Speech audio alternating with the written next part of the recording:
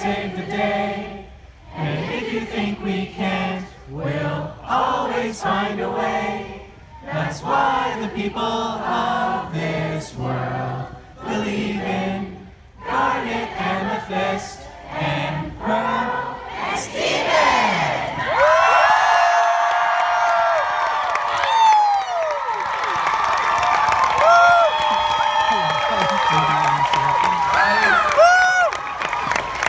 Welcome to the stage, everybody. Hi. Thank you so much. What a warm welcome. These are beautiful chairs. They're wonderful. Now, I hope you've had a wonderful weekend. We're really sending things off in style. I have a few questions for you guys. We have some audience questions that we'll get to. I'm trying to think of how to start off. Wait. Moises. Yeah? I have a really important question. Okay, what? Can I ask everyone a question? Michaela, you're in charge. Okay. Zach, what is Steven's favorite candy? And then we're gonna go down. Not my favorite candy. Steven, what do you think Steven's favorite candy would be? Tough question. Well, there was this one time I had a Cookie Cat limited edition candy, but they stopped selling them when they discontinued the Cookie Cats. It was really sad. I'm gonna find that distributor and go and get some for you, Steven. You go, girl. I think that Pearl would enjoy Smarties. Wait, hold on. Canadian Smarties or American? Canadian Smarties. Because Dee Dee enjoys Canadian Smarties. I love American True story. Smarties, but they're basically chalk. What about Garnet?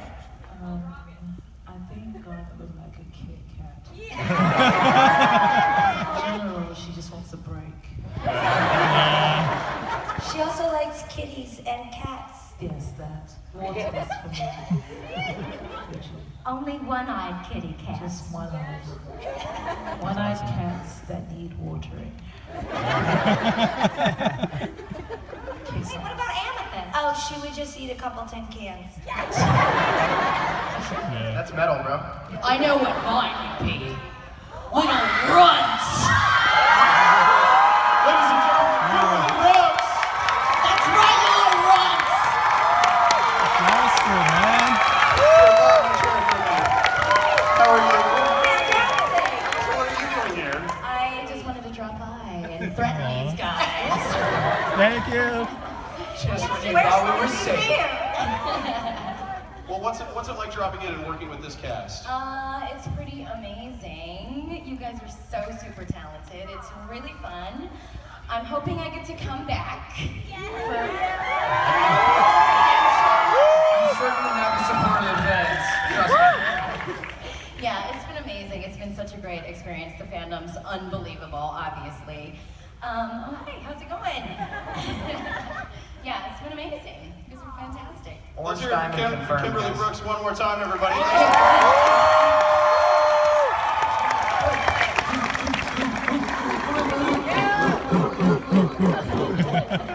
High fiving. Bring in not my strong point. See?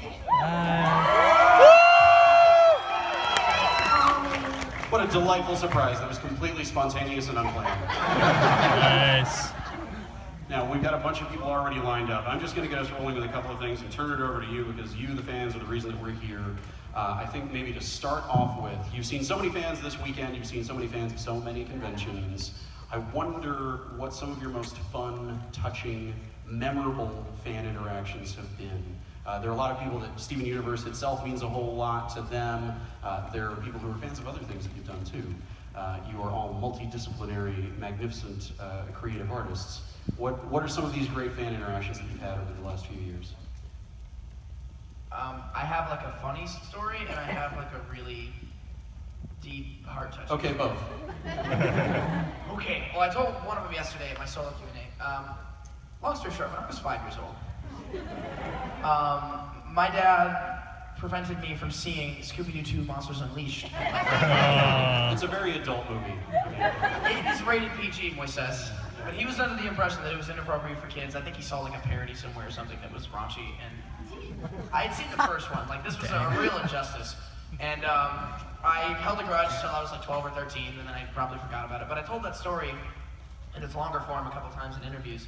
And I'm at SAC Anime in Sacramento, California, and somebody comes up and asks a question about Steven, and then like, oh yeah, by the way, I heard you didn't get to see Scooby-Doo 2 Monsters Unleashed as a kid, and I felt terrible, so here's the DVD. Which I still own to this day. That's amazing. I should tell someone. Yeah, that was the heartwarming story. Nice. No, actually, we were at a con in Florida, all of us, and there was this guy that came up, and I talked to his son for a little while. This little guy, I think he went down the line to talk to you, and the dad stayed behind for a second. He's like, "Hey man, I just want to say, I'm a 4-tour Afghanistan veteran. I came back, was messed up with severe PTSD. Couldn't feel emotion, couldn't feel anything, just felt dead inside. And I was trying to spend more time with my son, and he really liked Steven Universe. And I started watching it with him, and before I knew it, I'd watched the whole show, and it actually literally brought the color back to my life. And thank you for that. I was like, no, thank you. As an artist, to hear that, you know, something you work on in that capacity can affect someone so deeply like that. And, you know, we hear stories from people who, you know, the show has helped them in some way or another so often. To be a part of something like that is a great gift. And, you know, big ups to Rebecca because she really spearheads all of that.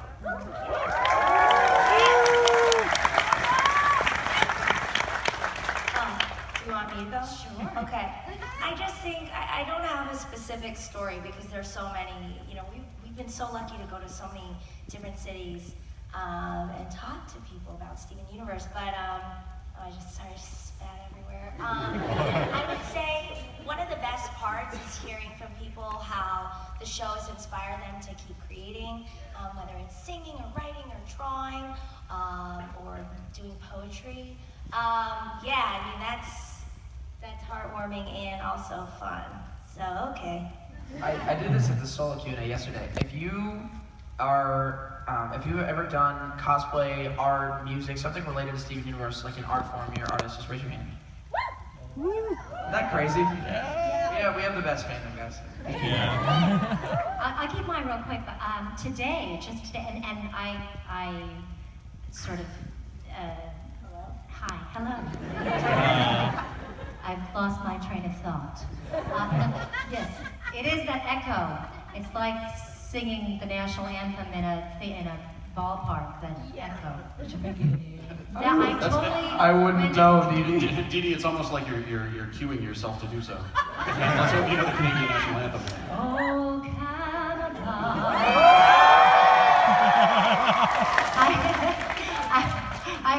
I was gonna say that just today, I met a family, and I was talking with a daughter, and her mother started getting, you know, choked up and crying, watching her daughter meet somebody that she admired, and I thought, it made me tear up a little bit, just because, you know, as a mom, when you see so much happiness that your child is experiencing, it's also as if you're experiencing that happiness too. So I appreciate that. I love when we see families that enjoy the show together. So that all watch it together. It's really cool to see.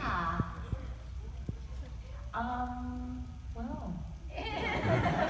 Estella, I wonder, have you had aspiring musicians come up to you and talk to you about how your work has driven them forward? Consistently. And it's a beautiful thing. Yesterday this guy came up and was singing and was nervous, like, you know, I'm first year school, I'm trying to sing, and to me, I'm the hard love person. It's like, no, if you're a singer, then sing, you know? And so, you know, we made him sing, and I was filming him on the low. You don't know that's about to be on Instagram tonight. But, you know, I feel like every person that gets to come up and that comes up and sings or comes up and shares their talent with me, it's kind of my job to give them real useful tools, you know? So I always try and give that much energy back. And it's beautiful that people do come up and they do sing and they do give me their art. And can I just say, everyone that's come up and drawn Garnet on my table, because people have been coming up and writing and drawing on the table. Shout out to you, because my garnet looks like a stick figure with afro. That's amazing. And this is why I do voices. My Steven looks like a potato when I draw. Well, looking kind with you encouraging people and supporting people, I'd be remiss if I didn't mention you got an album dropping on September 7th. Who's already pre-ordered this? Who already has it on order? Shame on those of you who don't. Pre-order today. Today. Pre-save, pre-order, so it just comes down, and then like Friday morning, you're like, oh, it's a book, what's it? Love is rock. You're not the only person we can buy stuff from. In fact, Zach is doing unpaid promotion for whammyba.com. Yes. This is Michaela's merch, guys. This Michaela, hat. It says nice hat if you can't read it. Because it's a nice hat. It is a nice hat. And I ordered onto a dad hat. Comfortable, functional, totally designed my outfit around it. And I was very impressed by your hat skills. thank you. People like to read it and say, hey man, Nice hat. And it makes everybody involved feel very good about it. Yeah. Get those warm and fuzzies. Oh my God. It goes with suits and dresses. It goes with suits and dresses, I think. Yeah, you can really dress it up, dress it down, whatever. It's very versatile. Wear this with like a tux. Yeah, it's so, because it's nice. Next time I go to a wedding, I'm gonna... Wait, but people keep asking me what the name Whammy Bar is, so I'll tell you. I don't know if anyone here has seen Wayne's World. Yeah. But like when Cassandra goes to the guitar store with Wayne, and he shows her the guitar, and she's like, oh, Wayne, it's a double Fender Stratocaster with a Whammy Bar.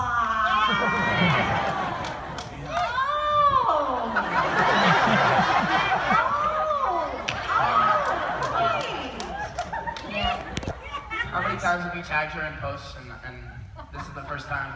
I haven't seen Wayne's World, so the reference completely... It's a I'll party get you a song. DVD. No, I'll get you a VHS. Yeah. I was playing my album release show a couple months ago, and the venue in LA, the Whiskey, they had like 1,000 VHS tapes upstairs, and I got like so excited. My whole team was like, "Yo, they got Space Jam! Like, look at this, look at that!" I mean, we spent like an hour of like our loading time. We were supposed to be downstairs, like going through these VHSs, and we ended up watching the Teenage Mutant Ninja Turtles, the '80s one. Yeah.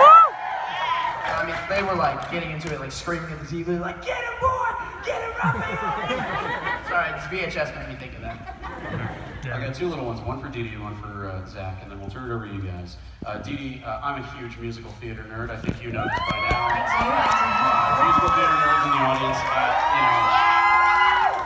You've been in so many shows and played a number of iconic roles already in your young life, my dear. You played Kim in Miss Saigon. You've been in Wicked. You've got your list of credits is as long as my arm, and we'd be here until tomorrow if I started listing them off. I wonder, is there a role in the musical theater that you would love to get your hands around that you have not gotten to play yet? Oh, nobody got that. That was a Hamilton reference. Thank you. Yeah, no, I would love to play a role in Hamilton, preferably Liza or Angelica. Hi, my name is Reggie, and I was wondering if you finished any new episodes that we haven't seen yet. You know, I think that question sounds a lot like, do you like your job and want to keep it? Our job. There's going to be more Stephen Universe. There's a movie. Yeah, the movie's coming out. Oh, I bet there's probably something that you can tell us about the movie. Let me tell you all about the movie. It is coming. So good. It is definitely a movie. Now, nobody put that online or anything. We don't want to get them in trouble. It is Steven Universe. It is a movie. And Is the trailer It's out? animated. It's an animated. It is animated. No, actually, no. It's like That detail. That would be surprise. insane. No, it's a movie. In cosplay. Wouldn't that be fun, though? Wouldn't that be fun? Maybe to give our young fans something, how difficult is it to keep things secret that you are having to keep secret? Big reveals, big changes, big things that are happening in the show. Is it real tough, or are you pretty much an ironclad gate? What? My mommy brain is, it's really good for keeping secrets. I just simply forget that I'm being told a secret. That is part of the trick though. Like I try not to read the scripts before I go in, and I leave them in the studio. I delete them out of my accounts. Like, you will not catch me slipping. Nice. I'm just out here trying to not Tom Holland on y'all. That'd be bad. Can't keep a secret to save his life. I really look up to you guys, and you guys are amazing. That's a really cool thing to hear out of Paradise Mountain. Great lip enhancers. That's a new direction, Parrot. I'm proud of you. Aww. What was the most difficult scene to voice act? Can I go for this? Okay, so, and this kind of piggybacks off of the last question. So while Amethyst's arc was happening, she was going back to the kindergarten and discovering her origins. That was happening at the same time in my life when I was searching for my biological parents in Korea. I'm a Korean American adoptee. And so I read that script when she was going back, and I mean, it just, oh God, it was so moving, and it came by surprise for me. And I got very emotional, and even in the booth when we were recording it. But the funniest part about it is that I asked Rebecca, because Rebecca knows I'm an adoptee, and at the time the boarders didn't know. And it's crazy that they just wrote that into the character, but I was experiencing the same exact thing. So. Rebecca's an empath, low-key. Yeah. They're all empaths. They all yeah. they have us in the room, and then they kind of like, I don't know, because I've walked in a couple times, been going through stuff and had to sing or had to read stuff, and I'm like, why are you in my house? Yeah. Get out of my head. This is strange. Okay. And then say the words, it's very strange. So I feel like it's very eerie. And even with the casting, like, did they know we were all gonna be family? Like, did she just know that we would vibe like this? Yes. Apparently Pearl had some foreknowledge of this that none of us knew about. It's a conspiracy. Trust no one. One thing that's difficult for me is when Pearl has really a wordy script, and when she's describing something technical or something to do with the history of the gems. Those are difficult for me in the booth, and oftentimes I have to do a few more takes of them to get all the words in. But you do it. I try to do it. Just do your best, everyone. Just do your best. For me, the fight scene at the end of Bismuth was tough because it was like he's trying to fight, but he's also like trying not to fight while he's fighting. Yeah. It was a weird thing that I didn't quite pick up just from the script. We had to like go through the storyboard and pick out like exact reactions of where certain things were happening and like really try to nail in that. Like, I'm defending myself, but like, don't get hurt type thing. And on that same note, Storm in the Room was tough too because it's like, everything's awesome, everything's great, except it's not, and I know it, but I have to pretend it's not. Steven knows that something's wrong the whole time, but refuses to admit it. So that kind of layered thing is definitely takes some nuance and a little bit of extra time to really lock in. I would say it's making all of the fighting noises. It has challenged me in ways that I'm not used to doing. No, it's like they say, do a jumping effort. And you're like, huh. And then they're like, do a landing effort. And you're like, huh. And like something else. And you're like, huh? It's so like, and then you physically start doing it, and you can't do it too much because like you'll make a sound in the booth. So you like have to like right jump or like right land. It's just very strange. I might be confusing this with someone else, but I think somebody told me wasn't there a time where that like you guys spent like over 20 minutes on the word yes? Yes. That happens sometimes. Occasionally there'll just be some like tiny little line that seems very easy at first glance that you end up spending like so much time on. You never know which one it's going to be. And then a monologue you'll knock out in 5 minutes. Well, not me. Depends on the monologue. Some take forever. Yeah, sometimes the word yes will really put a tamper on your day. On a similar note, Dee Dee, you've got about 1,000 variations of the word Stephen. How has keeping the word Stephen fresh over the years been for you? Oh, I simply just look at the picture of Pearl that's drawn, and sometimes it's more of a Stephen or a Stephen. I just look at the drawings. The best was when you were in If Then, and there's a was it Oh, If Then? yeah. And you said the name. Stephen, that's right. I had to say, I was married to a man in the show. His name is Stephen, and I said his name on every night in the show. I said Stephen, and I guess I maybe sounded like Pearl. It did. I was in the audience and I laughed, and it was not a funny part. There was like scattered like laughs from the people that were there in the group. It was really good though. You Yeah, guys you were were awesome. great. You're great. And Stephen was played by Clifton, your husband. Oh, actually, no. This This is is a a different different show. production? This is a different show. That was next to Normal. That you Oh, saw. I'm thinking. I'm tripping. I'm sorry. Yeah, no, that's okay. You're not. No, you're just not. Thank you. Great question. Wait, Next up. wasn't there somebody named Stephen in Next to Normal? Am I misremembering that? I think you are. Maybe Zach has mommy Never brain. mind. You were in the show. Yeah. I'm really misremembering it then. I haven't done theater in Thank you. many years. Next up. Thank you, Parrot Top. So I am genderless and as are most of the gems apart from Stephen, to my knowledge. And I'm wondering when you learned that the gems were genderless and also the significance that you think it has in them. I think you knew quite early on, yes? Yeah. Yeah, they were described as gems, not as he's or she's. They were just described as crystals. So we were like that.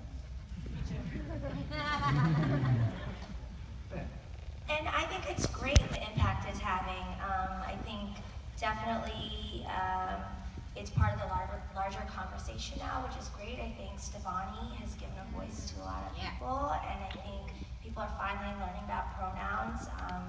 And it's amazing that this show can educate so many people without like forcing, issues down their throat and do it in such an artful way. So, yeah.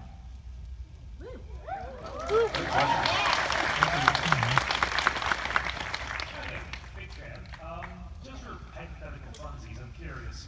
Whatever happens if the resources run dry and all the gems have to go get jobs? What do you think they all do gainful employ, and how would Stephen help them? As somebody said at my Q&A yesterday, jewelry store.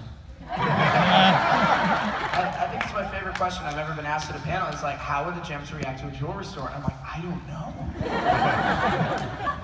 That would be kind of messed up. I feel like I could see the future. We could. I don't think we'll ever have to do that. Garner would do great on Wall Street. Yeah.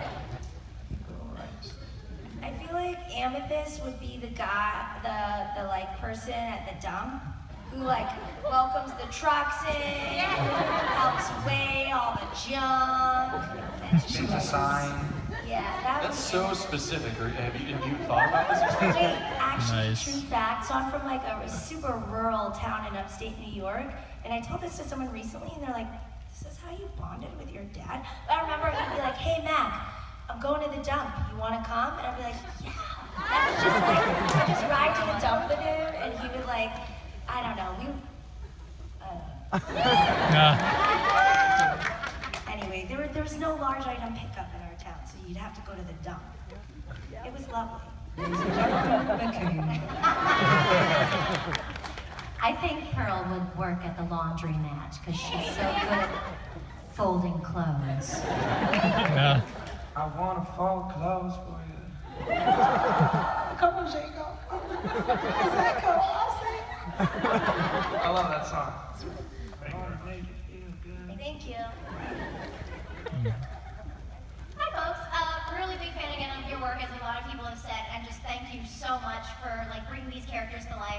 teaching everybody valuable life lessons and just helping not only, like, I get that you guys discover more about yourselves as you go through the show, but I discovered a lot about myself as I watched the show as well, so I just want to thank you for that, especially for you, Dee. Pearl. My heart just goes out to Pearl so much. She's helped me through a rough time with, like, a friend that essentially ghosted me in the middle of nowhere, and, like, her situation with Rose, it just related to me so much, and I just, thank you so much. Anyway, question, let's not do this. You've gone very much with your characters, but as you're going back to watch the shows after they aired and after the animation is done, is there a different favorite character that you have that you aren't voicing? So, like, second favorite character that you have in the show. Again, you don't voice the gem or human. Who's your favorite character other than yourself? Always Paramount. Yeah! Same. Yeah. Hilarious. I like Sadie. Aw. Bismuth, and I think she has so many amazing moments without words, just like her actions, like taking a like head bath in lava. Yeah. Sign me up. Don't actually sign me up. Thank you again so much, guys. Thank you. So I have good news and bad news. The good news is you four are here the rest of the day, right? Yes. Yes, come to our booth. The bad news is this is our last question we've got time for, and it's a testament to the fandom that we have so many people lined up that if we'd been here 3 hours, we wouldn't have gotten through everybody. But these are some of the most generous, wonderful people that we have at this show. Go and see them if you haven't seen them. Go and see them if you've already seen them. Take up their time. They will give you nothing but generosity and love. You're just saying that. You